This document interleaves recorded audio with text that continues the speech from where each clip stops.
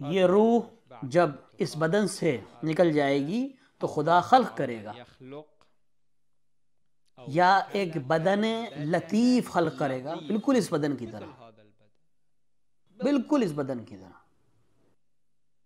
ظاہر مثلی یہی ہے کہ یہ بدن بالکل اس جیسا ہوگا، یا عام طور سے کہا جائے گا بالکل اس جیسا ہے، اور یہ روح اس بدن سے تعلق رکھے گی جو مثالی بدن ہے، یا اس مثالی بدن کے اندر حلول کر جائے گی۔